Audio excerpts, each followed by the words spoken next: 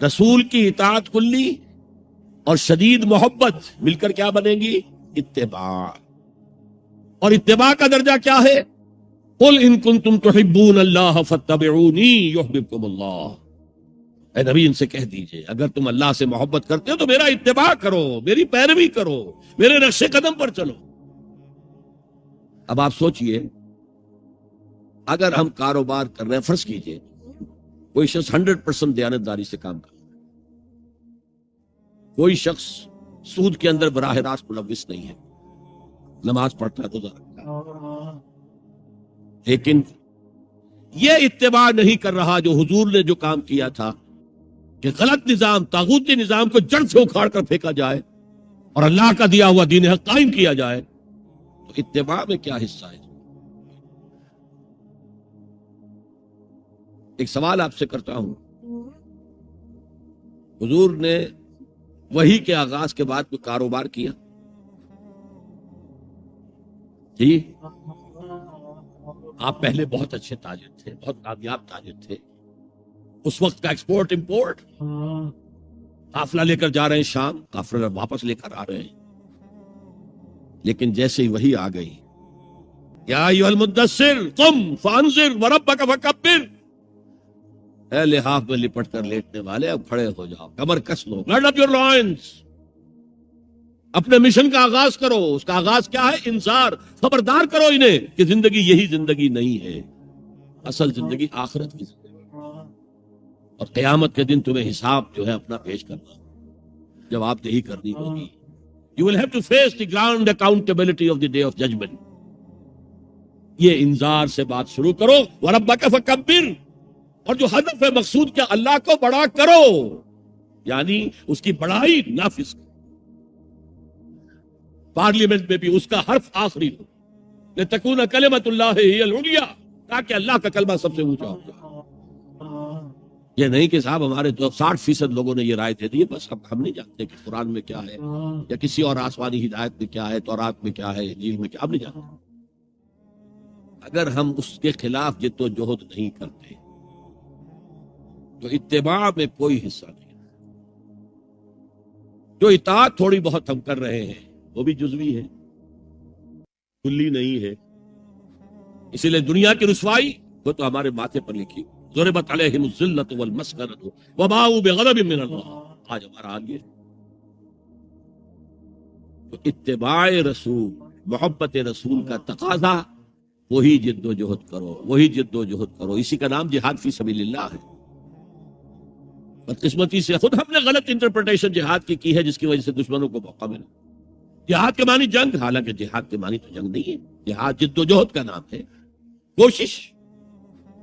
جہد کے مقابلے میں آئے گی تو وہ جہاد ہے. جہد یک طرفہ ہے تو جہد ہے، اور دو طرفہ ہو رہی ہے، رسہ جو ہے آپ ادھر کھینچ رہے ہیں وہ ادھر کھینچ رہے ہیں، یہ جہاد ہے. آپ توحید کا پرچم اٹھائے ہوئے ہیں، توحید پھیلا رہے ہیں، وہ شرک پھیلا رہے ہیں، یہ جہاد ہے. کوئی مغربی ڈیموکریسی چاہتا ہے، کوئی سوشلسٹ ڈیموکریسی چاہتا ہے، ان کے درمیان رسہ کشی ہوگی کہ نہیں ہوگی، یہ جہاد ہے. قتال تو جہاد کی 9 منزلہ عمارت میں جا کے 9ویں منزل پر قتال فی سبیل اللہ، اور یہ دونوں قرآن کی اصطلاحات ہیں. ہم نے جہاد کو بھی جنگ بنا دیا، تو پھر تو اب ہر شخص کو قرآن میں جنگ ہی جنگ نظر آئے گی. جہاں جہاد کا لفظ آیا جنگ، جہاں جہاد کا لفظ آیا جنگ. اسی سے تو ان کو موقع مل گیا. اے نبی آپ ان کافروں کی باتیں نہ سنیں، نہ ان کے باتوں میں آئیں، چاہے وہ صاف انکار کر رہے ہیں اور چاہے وہ کوئی مصالحت چاہتے ہیں کہ محمد کچھ نرمی دکھاؤ، کچھ ہماری مانو، کچھ اپنی منوا لو. یہ تم نے جو کل پیدا کر دی ہے، گھر لڑائی ہو رہی ہے، اولاد ماں باپ سے جدا ہو گئی، بہن بھائی سے جدا ہو گیا، شوہر بیوی سے جدا، بیوی شوہر سے جدا. جو کہتے ہیں کہ a house divided amongst itself cannot stand. ہمارا تو تم نے قبائلی جو ہمارا روب تھا وہ ختم کر دیا دنیا میں. لہذا ایسا کرو، کچھ مصالحت کرو، کچھ اپنی منوا لو، کچھ ہماری منوا لو. قرآن نے کہا وَدُّوا لَوْ تُدْهِنُ فَيُدْهِنُونَ فَلَا تُطِعِ الْمُكَذِّبِينَ. ان کی بات نہ سنیے. تو جہاد تھا جو ہو رہا تھا، جس کے لیے میں نے رات تقریر کی ہے، جہاد بالقرآن. فَلَا تُطِعِ الْكَافِرِينَ وَجَاهِدْهُمْ بِهِ جِهَادًا كَبِيرًا. یہ سورہ الفرقان کی آیت ہے نمبر 52. اور شروع کیسے ہوتی ہے سورہ الفرقان؟ تبارک الذی نزل الفرقان علی عبدہ لیکون للعالمین نذیرا. بڑی بابرکت ہے وہ ذات جس نے اپنے بندے محمد پر صلی اللہ علیہ وسلم یہ الفرقان نازل کر دیا تاکہ تمام جہان والوں کو خبردار کر دے، انذار، اور وہ پوری نوع انسانی کے لیے انذار. اسی میں آگے آتا ہے اسی صورت میں فلا تطع الکافرین، اے نبی آپ ان کافروں کی باتیں نہ مانیں، نہ سنیں، نہ توجہ دیں. وجاہدہم بہ، اس قرآن کے ذریعے سے جہاد کیجئے.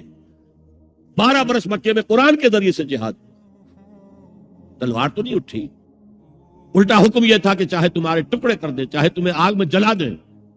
You don't have to raise hands even in self defense. کفو ایدیکم، اپنے ہاتھ بندھے رکھو، روکے رکھو، کوئی جوابی کارروائی نہیں. 12 برس. This was the order of the day.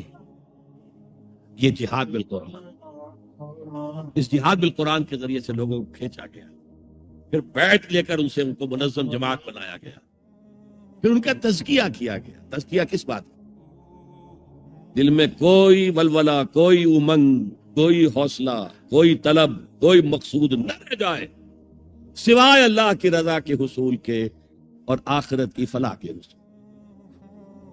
جب تک پاک نہیں ہو جائے گا دل، جب تک دل سے ساری امنگیں، ساری ایمبیشن نہیں نکل جائیں گی سوائے اللہ کو راضی کرنا اور آخرت کی فلاح طلب کرنا، یہ ہے تزکیہ. یتلو علیہم آیاتہ ویزکیہم ویعلمہم الکتاب والحکمہ.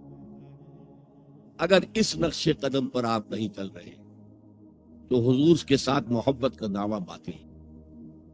آپ مسلمان ہیں، ٹھیک ہے، آپ مانتے ہیں انہیں اللہ کا رسول، اور آپ درود بھی بھیج دیتے ہیں، نماز میں بھی درود ابراہیمی ہے، سب کچھ ہے، لیکن یہ ہے کہ اتباع رسول، محبت رسول کے بغیر نہیں.